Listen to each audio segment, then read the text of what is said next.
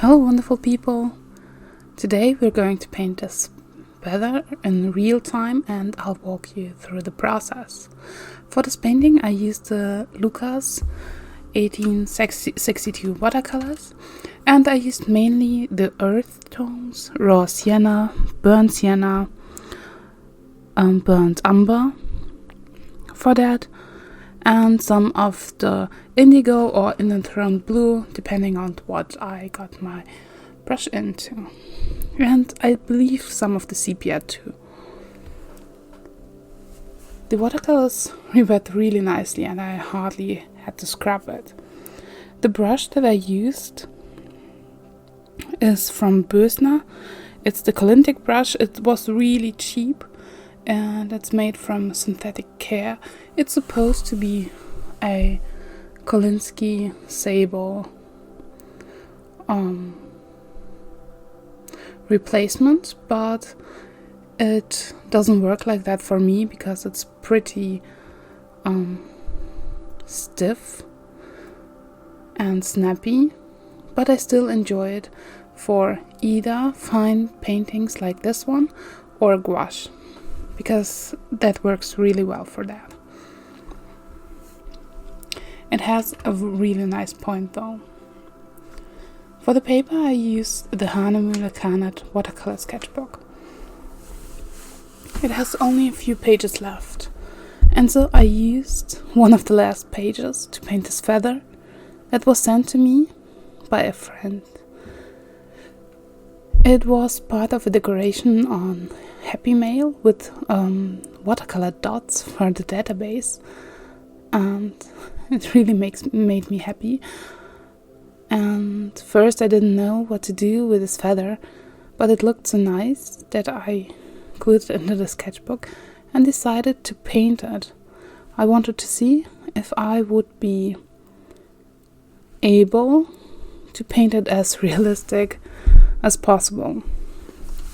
Before I started, and you can see the start process already, I had to determine and see the structure of the feather and the colors involved.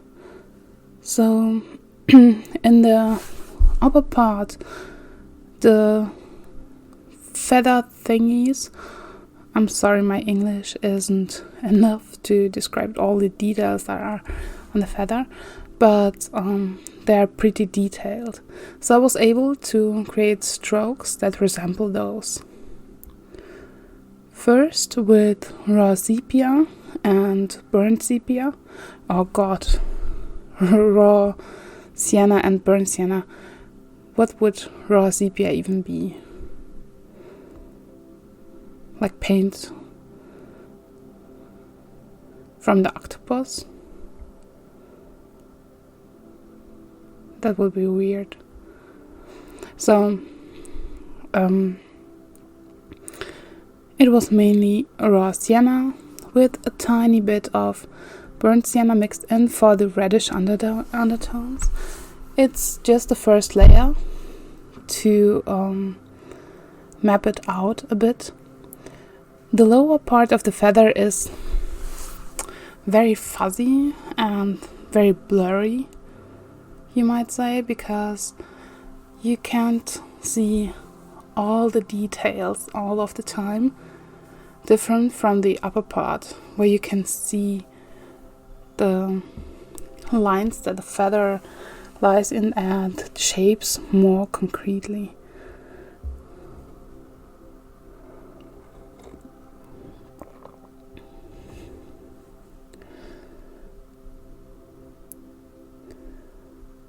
I wanted to see, and I thought a lot about how I would paint this blurriness and this fuzz, and I decided that water was the best way to do it.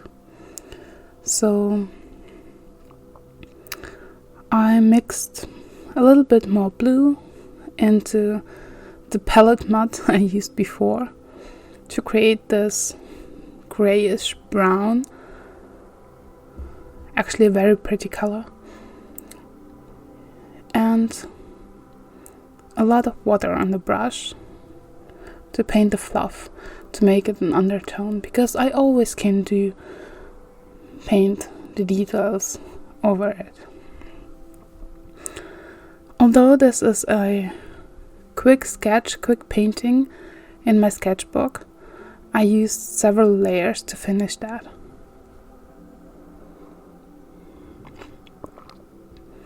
By the way, while doing this voiceover, I have some very tasty tea, and I hope you have some too, because this video will take a while. Not all the paintings are finished as quickly as it sometimes seems when the videos are sped up. Sometimes I have to paint really carefully and really slowly, but for me it's very enjoyable. From paintings like this I learn a lot. Not only to paint and sketch from life, from a reference, but also to see colors and shapes and translate what I see onto paper.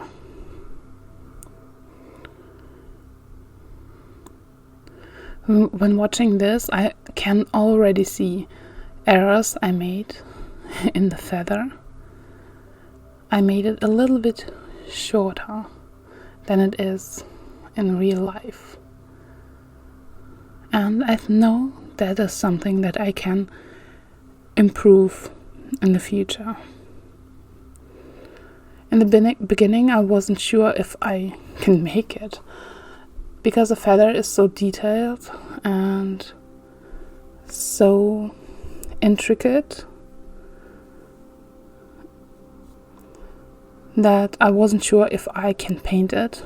Usually I paint, well, more loosely than it happened for this one.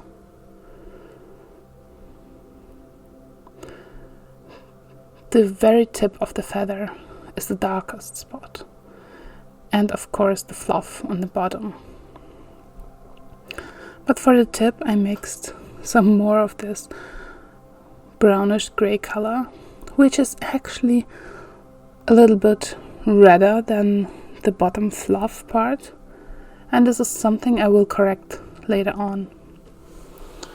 And then I went with the fine tip of the brush and made thousands of little strokes to create the structure of the feather. First in this nice undertone that I darkened up in some places.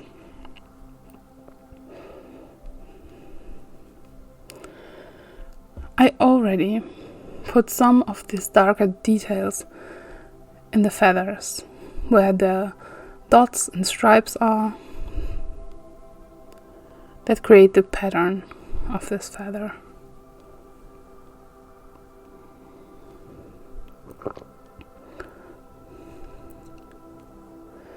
I painted it section by section, creating the shape and the values.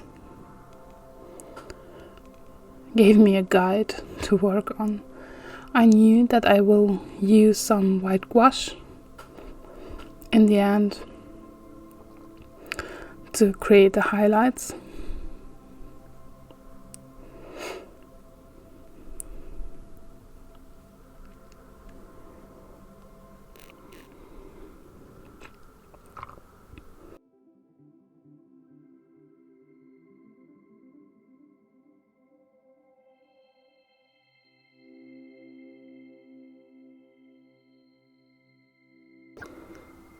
When I made the review for the sketchbook, I liked it, but I also had some troubles with it. It's really bad with masking paper, masking tape and masking fluid, because of the sizing, I assume. But the paper is so nice and thick that I really enjoyed using it. On the other side, some of the pages, not the first one though, but some of the pages in the center had really issues with the sizing, where the paint came out all splotchy and not really nice. And I will talk about it in the sketchbook tour once I finish those 2 left pages. So I'm not sure, because I kind of expected more from the Hahnemühle brand. I expected the sizing to be better, to be honest, even though this is a cellulose sketchbook. I believe it is cellulose. It doesn't say so. Yeah. Because I've used other sketchbooks by Hahnemühle. Currently I'm really enjoying the toned paper ones. And there the sizing is definitely better. I don't have problems to paint on those as I did with this square one.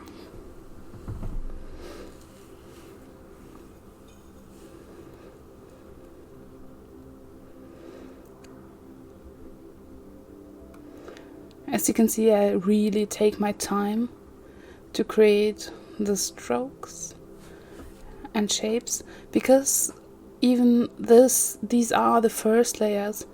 This all will be visible in the end.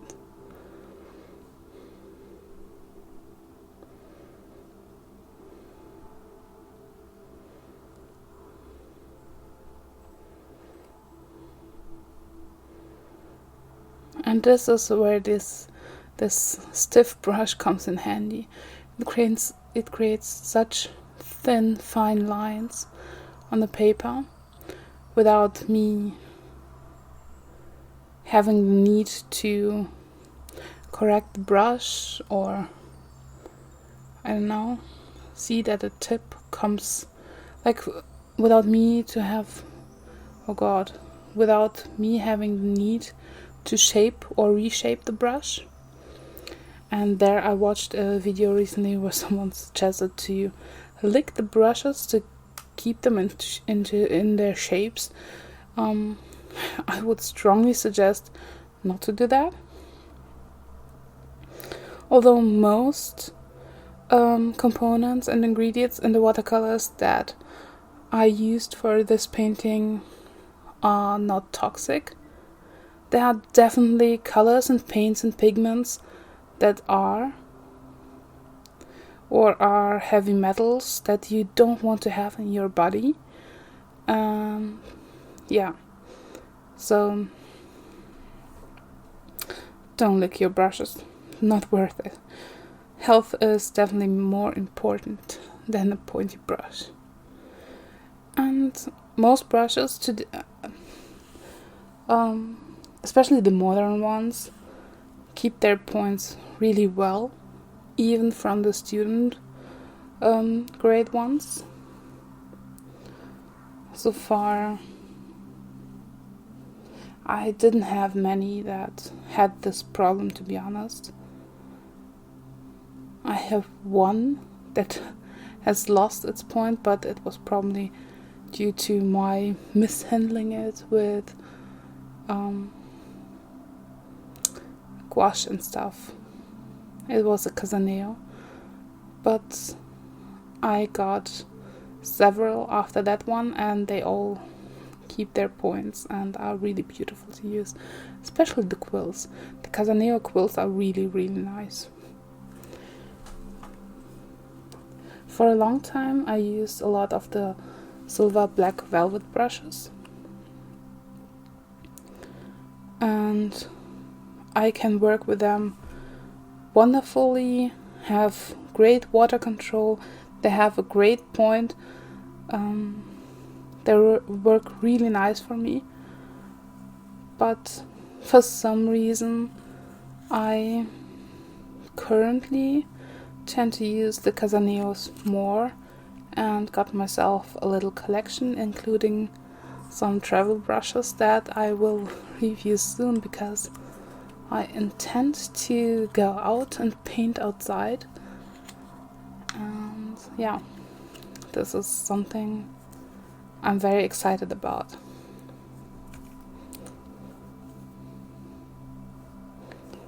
But I believe they're too soft to work with gouache, and like the art graph tailor shapes that I used a lot recently too, because those are, it feels like they're a little bit rough for the brushes, but with synthetic brushes like the one I used in this video, that works really well, and the point is still sharp and nice, and I can paint details that are really, really tiny with a size number 4 brush. That's why I used mainly this one brush for all of the painting, and a little detail brush size 0 or 00 for the gouache details in the end, because those were even tinier.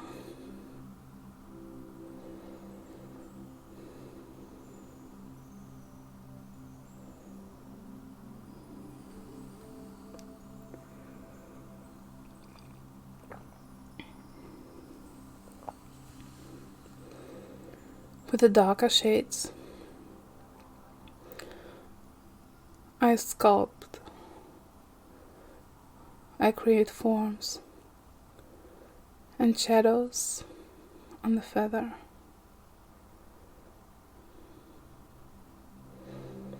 I add all those little details that maybe are not visible well in the camera, but I can see with my bare eye. I give more of those stripy, dotty details.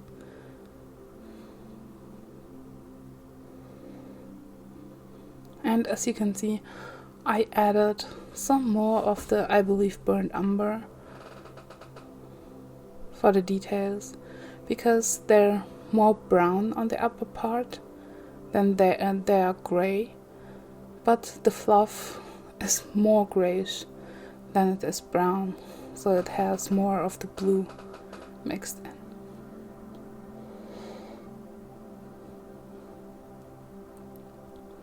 I believe this could have been painted with a very limited palette of raw sienna or yellow ochre, to be honest, burnt sienna and phthalo blue only, but as I had all the other colors available too, I used what I had.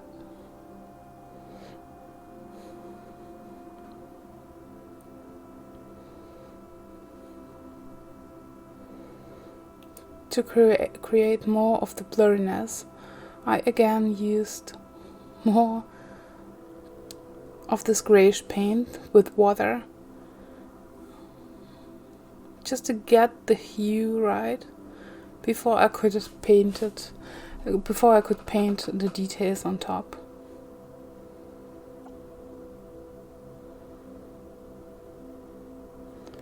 With more of this darker mixture, I created details in the fluff too, because although it's all blurry and fuzzy, you still can see the feathery stringies, and you actually can see more of the details there.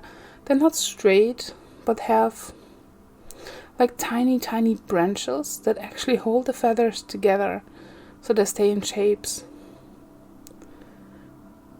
The one I have here is flayed a bit, and birds would have trouble flying when their feathers would look like this one. It got a bit damaged by me, but it's still a nice shape.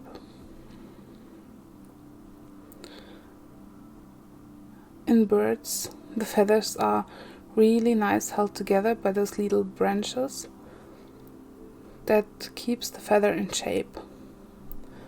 When I grew up, we had budgies, and it was wonderful. I really loved them, and that's also why and how I learned about birds. They were really lovely, and I really missed them.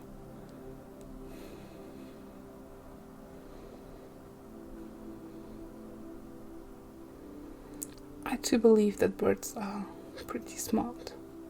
Most of them. Apparently, owls are amongst the less smarter birds, which I found hilarious because they are the symbol of wisdom. But like ravens and such are amongst the smartest birds. And the town where I went to university to, that was so incredible because in the mornings when I went to work or to university, I could see some of the ravens, I think it was ravens, who first emptied the bins to fetch food leftovers, ate it, and then put the trash back in the bins because they knew that is where it's going to.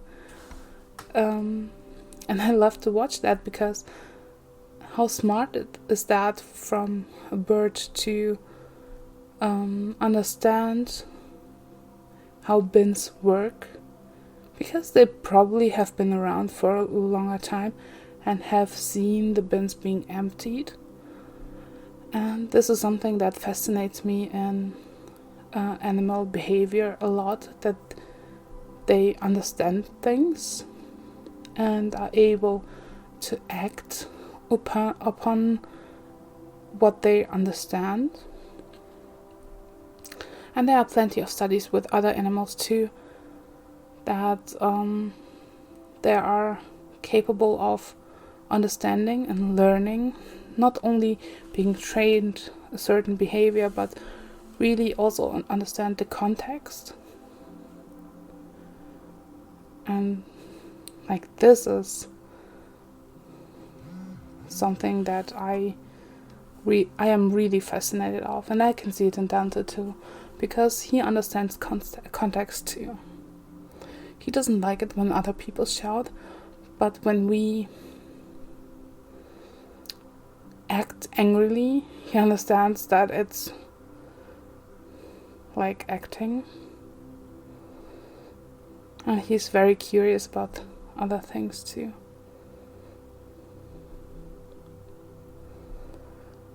The point I am right now in the painting was really, really interesting for me, because I added those feather details that weren't in order with the other ones, that went just across the feather or would lay down however, or be like 3D or stood up in the air, and I had to translate this into the painting.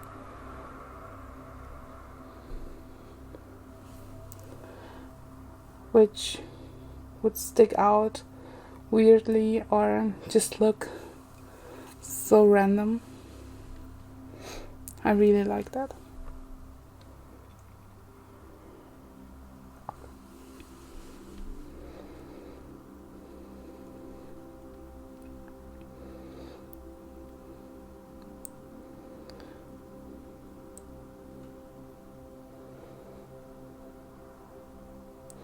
As you can see, I also do rarely pick up water with a brush, only for mixing or when I have to clean it out.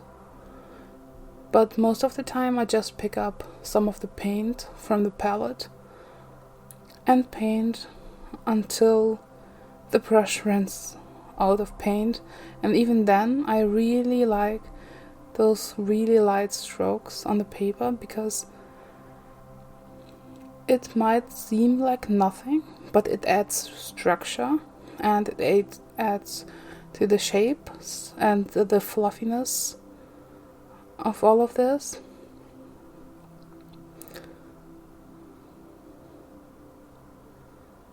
and there I add the little branches that hold the feathers together.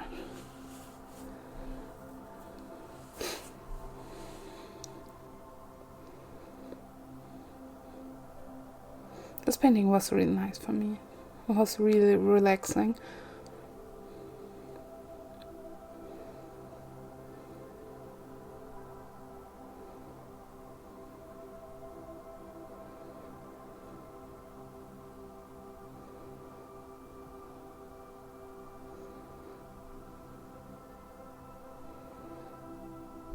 To give this white stem a little bit of structure and texture, I did not paint the stem itself at the bottom there, but used, I'm not sure if it's called negative painting already, but I used the shadows and the darkest darks to create the white, and used the white of the paper for it there. There's no necessity to paint this another color and then paint white over it.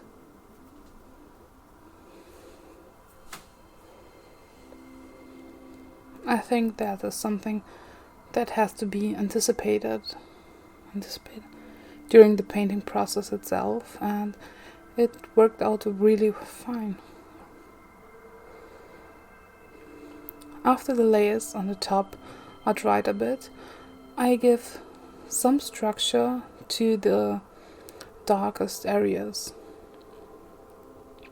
because it got lost a bit when I added the darker color, and it needs to go together with the lighter colors too, so it's coherent. Sometimes I feel like my paintings are a bit random because I jump from area to area, but it's not really, because I use the paint on the brush for areas that are of a similar color, and I also check whether the paint below, like on the paper, is dry enough already, so it won't be just washed away, or still wet enough so I can create loose details. In this painting I didn't need loose details. I used those techniques on other paintings, like the owl I posted the other day on Instagram. Really love to paint that too. But here I had to check whether the layers are dried. There I paint the stem part, which will also be a kind of a guide to me.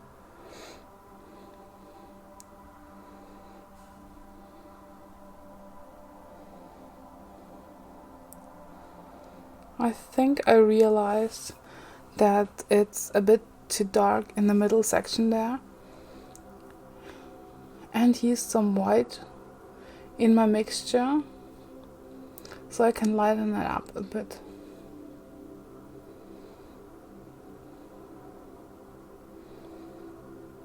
Would this be a mixed media piece technically?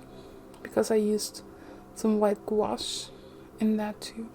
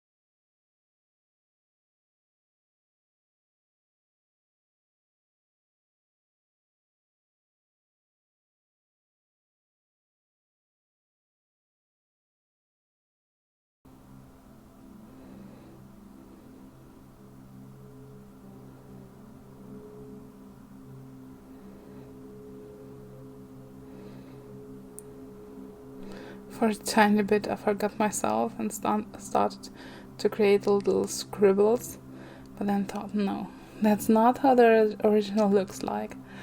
And was concentrated again to paint it just nicely and how I envision it and how I see this feather. Some of those strands were really nicely in the center there, and I wanted to accentuate it, though I see it's not very visible on camera, but in real life they were really dark and really visible. Then I noticed that the lighter part is indeed a little bit too light. I had to darken it up. I missed these reddish colors that are in the original, which I really like. And I added more of the burnt sienna to my mixes, or used burnt sienna-ish mix that I had on the palette already. I'm not even sure what I painted before because it's also random. Palette matte is my favorite color to mix from. I choose whatever is closest and then go from there. As most of my paintings are nature themed or animals, it's nice to start from a slightly muted colors because really bright colors are not as often in nature. And that works really well for me, so yeah, that's why my palettes are all nice and messy, and I really like it that way. It gives me a nice start point. When I need really bright colors, I use some free space or clean just a little bit of space on my palette and mix the colors I need.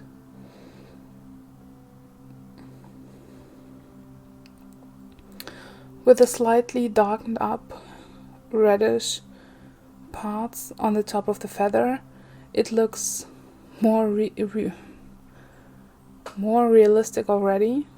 It was a really nice fix for the problem I had.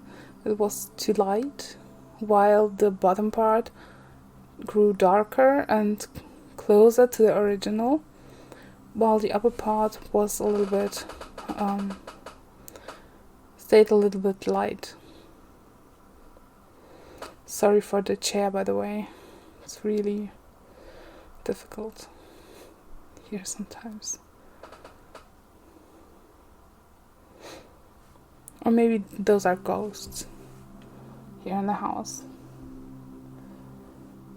ruining today's voiceover. We have to have a word with them.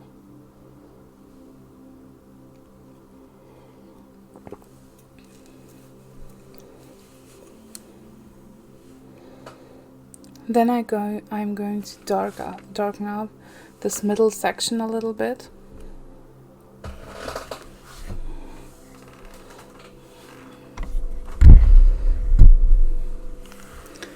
Add more of these dotty, stripy details by the feather.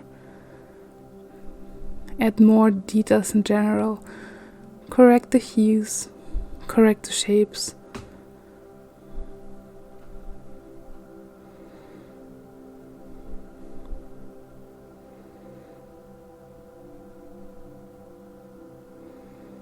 Just make it all look nice.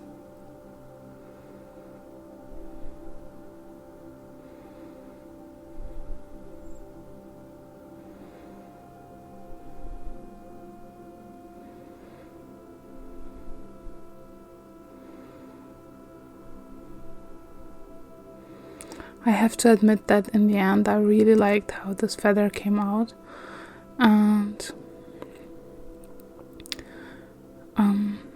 I'm kinda not sure what to make from it, but I'm tempted to create a sticker from that. I like nature themed stuff, and would really enjoy stickers like that.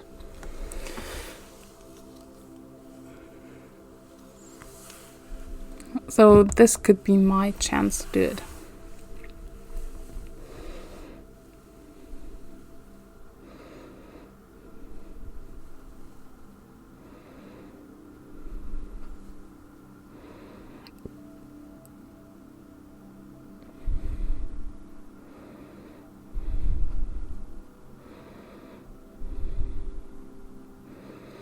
I added more of these teeny tiny details to some of the strands there on the paper, because it's impossible to add those to all of them, of course.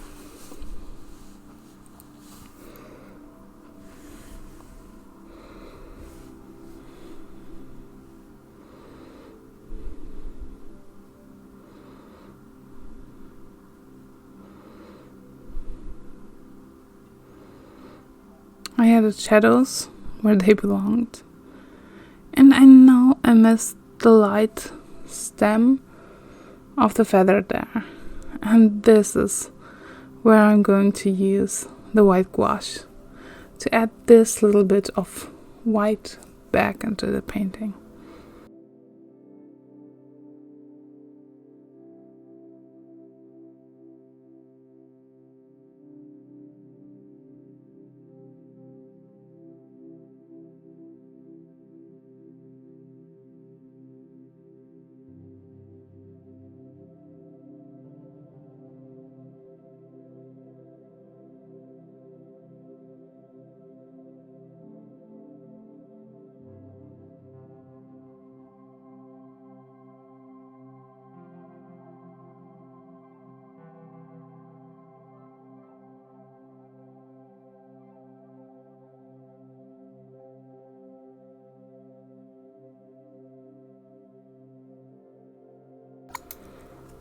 And this is where I finally switched brushes to the tiny one, and it's lowered with white gouache. Enough to paint an opaque layer on top of that, and that's where the white comes back.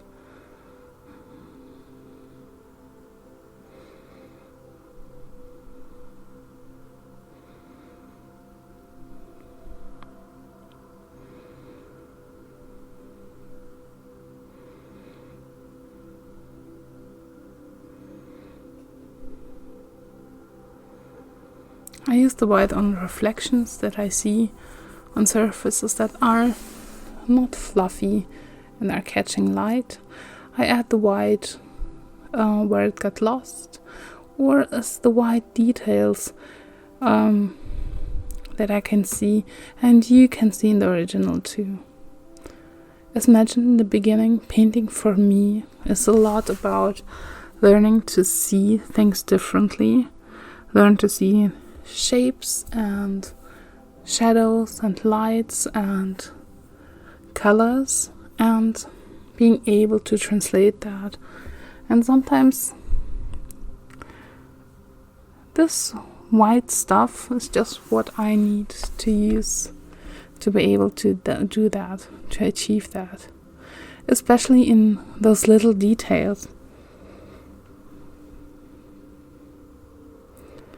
When I learned to paint, I was told watercolor never uses white, never uses black, the white is your paper, etc. But I do believe that you have to know the rules and being able to use the rules to know when you can break them. For me, this is definitely something that I think is worthy to break the rules sometimes. To use some white gouache, some white ink, whatever. Because I'm not willing to use masking fluid on everything, and masking fluid doesn't work on every paper. as I mentioned, this one is really, really bad with masking fluid. I ripped the top layer of the paper off when I used it in the sketchbook, and I don't want to happen on every painting. This would be very, very frustrating. With the same tiny brush, I will also use some of the grayish color to paint shadows. These are supposed to imitate the shadows the real feather leaves on the paper, because it's 3D. It's not flat, and everything that is 3D will leave, even if it's flat on the paper, it will leave a tiny, tiny little bit of shadow on the paper that it is on. It was easy to add these shadows on the parts that were very detailed and very clear to see, but with the fluff on the bottom part I struggled a bit because I didn't know how to add these shadows that were not as detailed as the feather parts, but still detailed enough that they were seen or visible. And what I used was either watered down strokes that I painted loosely, as you can see, and in a lighter color, so it's kind of visible that it doesn't belong to the feather itself, but belongs to the shadows. It was probably the trickiest part for me. The shadows of the fluffy stuff.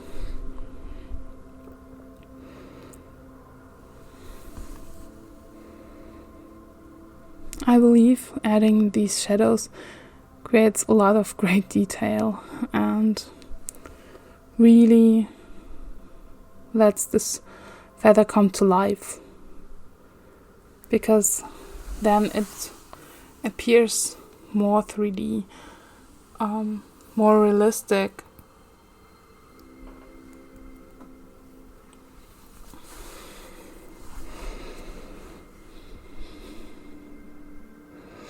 And that's what I really enjoy.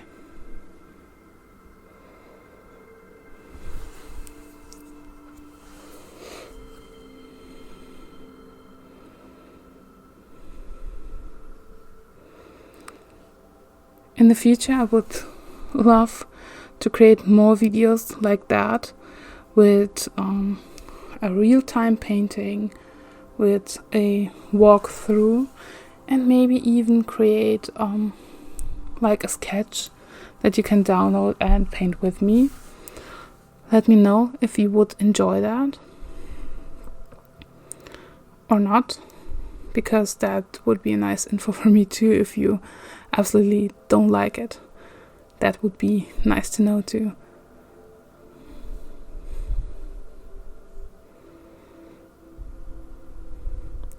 But I believe it's nice to see a painting coming together in real life, because usually we see it fast forward so much that it seems like masterpieces are painted like in seconds, while it takes hours to do so. Even here I did cut away some of the mixing process, some breaks I had, swatches, etc. And this is what is left over. Let me know if you liked it or not. And I hope you have a wonderful day. Thank you for watching. I hope to see you soon. Bye.